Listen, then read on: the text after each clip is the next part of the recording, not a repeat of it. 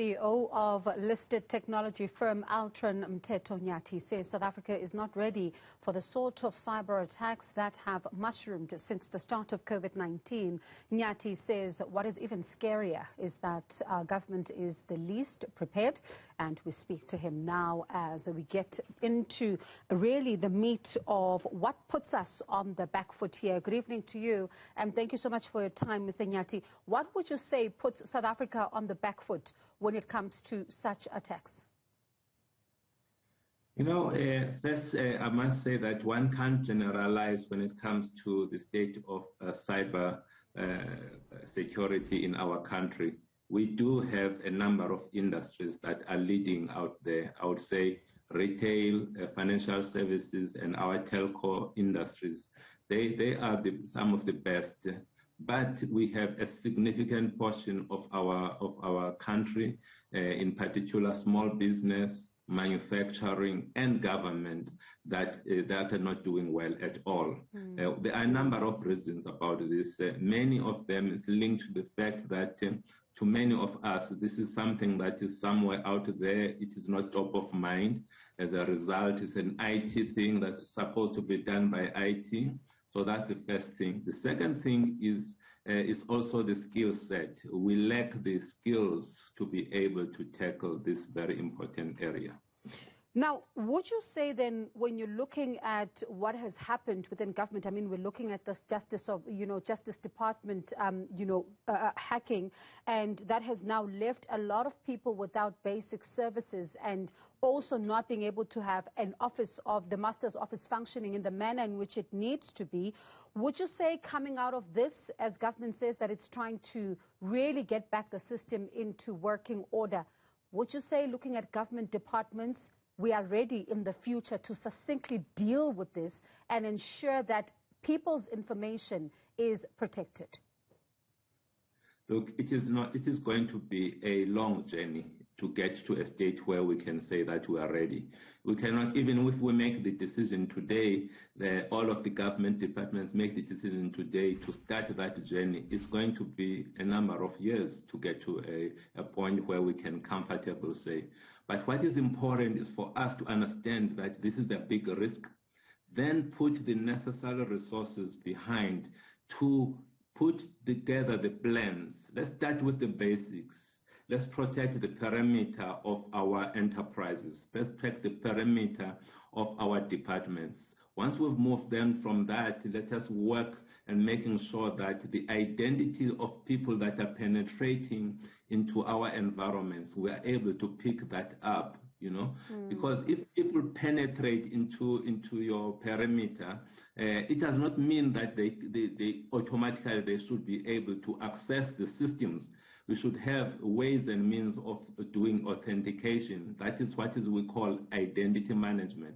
So there is a long program that needs to be put in. But let's start with the basics. That is my appeal. And when you look at what, those who are hacking into such systems want, is it more about the ransom or is it about the data for them? It is largely about the data. In almost all instances, it's about the data. But how they use that data differs depending on their motivation, But in many cases, the thing that is the most valuable, the thing that they are after is the data. Because through that data, if they can pick up Bongiwe's data, they will use that data to go and open up things. They transact as if they are you. You end up getting into very, very difficult situations because of people that have taken out your digital identity. And that puts you in a difficult situation. And that is what they want. They want to benefit out of that. But in some cases, they just want to create a mess for those organizations. But yeah, in the main, it is about the identity. Is it something that we as the clients then can be able to contain as well? Because, I mean, if I go to a government department, I'm handing over my information. They've got all my information there. Is there anything that I can do as someone who goes to that office to protect their information, or am I simply then entrusting them with everything here? You are unfortunately entrusting them with everything. Our government has done a good job. They put together what is called a POPI Act. It's called Protection of Personal Information, POPI Act. And that POPI Act, through that, we've got there's some responsibilities linked to people who acquire information, acquire your data, to protect that data. So you've got a recourse as an individual, as a consumer, as a customer. If your information ends up in wrong hands, you can sue the entity that did that, So again, as consumers, we just need to make sure that we educate ourselves around our rights linked to the POPI Act. And when one looks at, whether or not the ransom is paid, let's say in a case where the ransom is paid and you then gain access to either your website or whatever point that was hacked, there's no guarantee, though, that that information has not been copied and sitting somewhere in an external hard drive. This is the problem. I mean, once they get your information, they've got it, yeah, and you'll pay, but they can come back again and demand even more because they've got your data, Who says they cannot continue to use it? This is why it is so important that in the very first place, let's prevent the environment from being vulnerable, from being attacked. Let's put the necessary tools. We've got the tools. We've got capabilities in our country. Many of our IT companies in this country are able to work and support both government and businesses to be able to protect their environments. The key is to start. Let us start that journey. It's going to be a long journey, but let us start. Mr. Nyati, I'm not sure, but, we heard about the, Transnet cyber attack. It was quite public. And then we, heard about the Department of Justice and several others. But do you think there's a lot that happens in terms of cyber attacks that we may not be aware of in the public domain? There is so much more. There is so much more.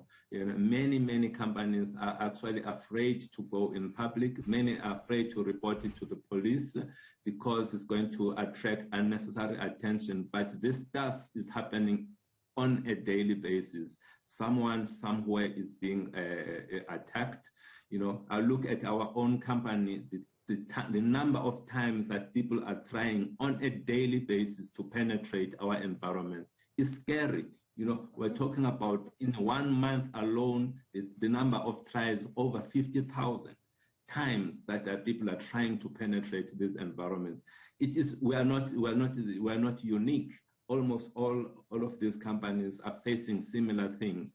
It's worse for those companies, unfortunately, that have not taken the time to protect their environments. Those are the ones that end up being victims. So would you then advise, given what you're saying, would you then advise companies to look into something like ethical hacking to try and counter their attacks? Yes, this is. I'm really very impressed with you. Knowing ethical hacking. This is a practice that we all need to do. We need to, as companies and as departments, we need to understand our status. Where are we? Where are the vulnerabilities? So you go to people that do what is called penetration testing. They go and look at your environment and try and penetrate that environment. And that practice is called ethical hacking, And out of that, you come back, they will come and share with you the areas where you've got vulnerabilities, and you can start to close those areas and protect your environment. So that is the basic first step that any one of us can do. Then it creates you a map. You can then work on that map on closing the gaps. Mr. Nyati, one of the things that we can't ignore is COVID-19 and the impact that it has had on budgets. You mentioned small businesses. A small business owner is more worried about keeping their heads afloat than about cybersecurity. What would your advice be to them where they should start in order to ensure that they even have a business? Because once they're hacked, they probably won't even have control over their own business. you see that you've got it. You've really got it, Bongi, because at the end of the day, think about what happened with the National Ports Authority. They could not operate for a number of days. They could not operate. The minister had to declare force majeure for that company, which means that actually, if these guys can continue, you end up not having a business because you cannot transact with your customers, and many of the trucks were sitting there waiting. They could not do what they were supposed to do, largely because this company was not operational. So if you do not protect yourself, you could end up actually not having a company. So to me, this is not a debate. It is one of those things in many boards that of leading companies, they put this as a top strategic risk. It's something that the boards look at on an ongoing basis because it can determine whether the company continues to exist or not. Mteto Nyati, thank you so much for your time this evening. We appreciate it.